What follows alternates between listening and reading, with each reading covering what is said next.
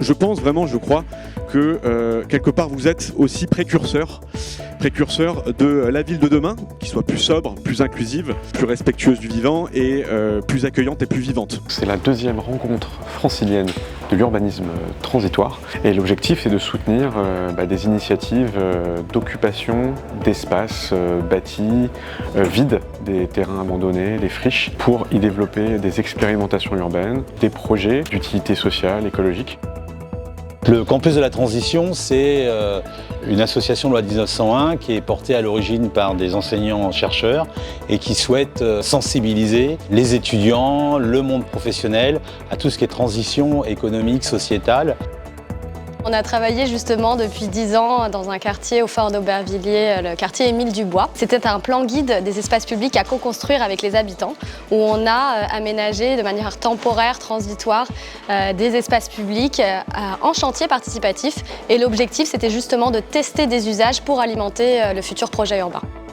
Je souhaitais surtout apporter mon témoignage par rapport au campus, par rapport aux notions de tiers-lieux, de dire que même dans une commune rurale de 420 habitants, on peut accueillir ce type de projet. C'est une relation d'échange avec les gens qui portent ce projet, intergénérationnel, intercitoyenne. Pour nous, l'urbanisme transitoire, c'est vraiment un outil pour un urbanisme de rencontre et un urbanisme de besoin qui prend en compte justement les besoins réels des usagers de la ville. Aujourd'hui, il n'y a pas de région en Europe qui soutient ce type d'initiative d'urbanisme transitoire, d'innovation urbaine, parce qu'on est dans l'innovation urbaine finalement, de la même manière que le fait la région, par du soutien à l'investissement. La région Île-de-France se positionne effectivement comme un chef de file sur ces nouvelles manières d'aménager la ville.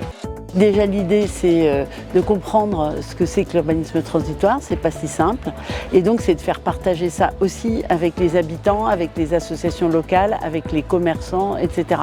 Et donc en échangeant avec eux, on comprend nous aussi mieux ce que c'est et à quoi ça peut servir. J'ai pu revoir de nombreux acteurs de l'urbanisme transitoire, à la fois associatifs mais aussi institutionnels. Et puis c'était très riche en termes d'échanges sur aussi justement cette idée de conceptualiser et de partager les grands enjeux de l'urbanisme transitoire.